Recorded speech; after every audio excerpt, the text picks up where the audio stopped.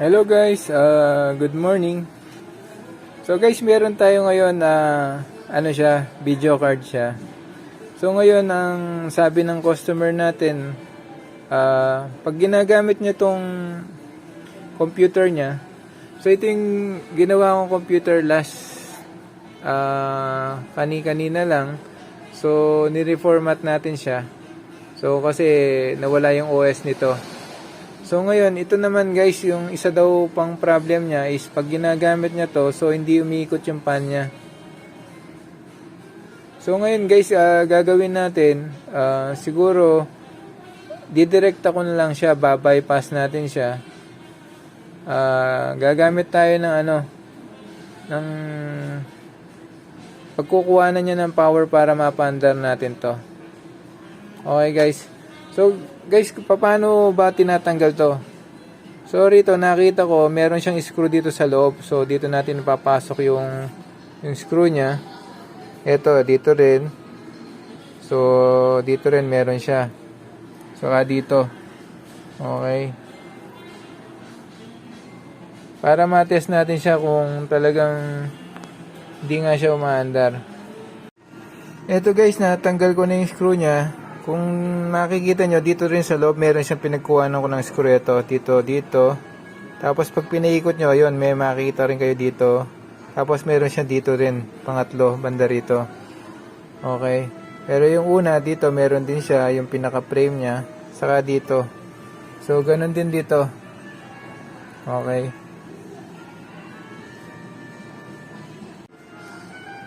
So tapos dito guys, meron siyang on, yung pinaka power niya. Tatanggalin natin. Okay. So ito guys, nabaklas na natin siya. So dito, tinanggal natin yung power niya, pati itong isa. Okay, dito. Ito naman dito, yung sa pan niya. So ayan guys.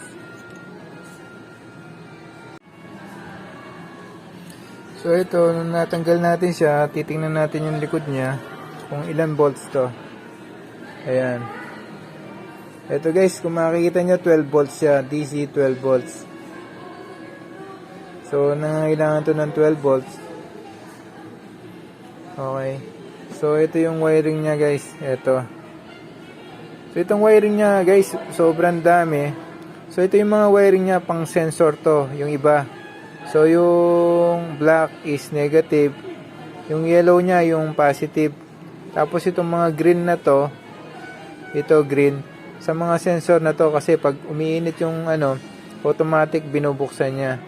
So, baka yung sira nito, yung pinaka-IC sensor nung CPU natin, kaya hindi siya nag-automatic nag-on pag sobrang init na. So, ngayon gagawin natin, iba-bypass natin siya. Gagamit tayo ng 12 volts para automatic na naka-on na siya. So ngayon kukuha tayo hanap ako ng 12 volts banda rito para doon natin siya ikuha ng 12 volts guys sa mismo CPU.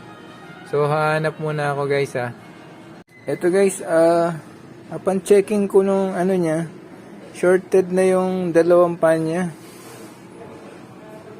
So, pag in-input ko siya, so shorted na siya guys. Kaya, ayaw na siyang umikot. So, ngayon guys, gagawin natin, i-modified ko na lang siya. Hanap tayo ng ibang pan na pwedeng maging kalintulad nito kung hindi man talaga eksakto. Okay. Eto. So, tatabi ko muna. So ngayon guys, may nakita tayo na ganitong klase siya. So ganito. Okay. So ito yung kakabit natin dito. Pati dito sa kabila. So ganyan siya. Okay. Tapos tatakpan natin siyang ganyan. Okay guys, pakita ko na lang sa inyo mamaya kung paano natin nagawa. Eto guys, na-modified na natin siya. Yan. So, napasok na natin siya dyan. Tapos, ito yung mga dati niya. Okay. Sana mag-work to. So, lalagyan na lang natin siya ng, pagkukuha na niya ng 12 volts. Okay.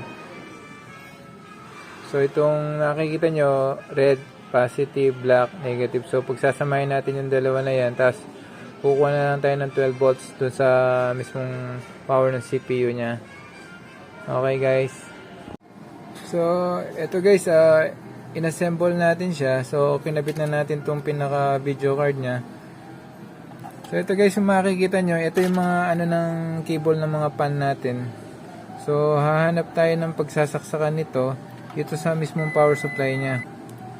Okay. So ito guys, meron tayong nakita ganito ito.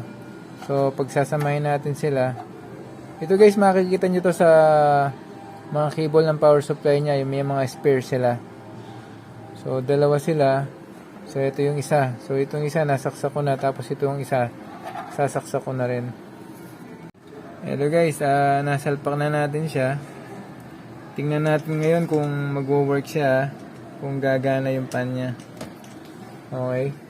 So ngayon gagawin natin, switch on natin siya. So isasaksak ko yung pinakano niya, HDMI, ayun. Tapos switch on na siya. So i-on ko siya. Ayan. So nagsindi na yung ano niya. Nagsindi na yung pinaka GPU niya, ay pinaka video card niya. So yung pan niya sa ilalim, makikita natin. Ayun guys, sumaandar sila. So good work. Okay. Diba? Ayun guys, ganun lang pag mo-modify ng mga ganito. So at least meron tayong ginawa. Kasi ito, ang mahal kaya nito. Siguro to kung bibili mo, tigo 1.5 kada isa. Kasi nasa attach siya sa mismong video card.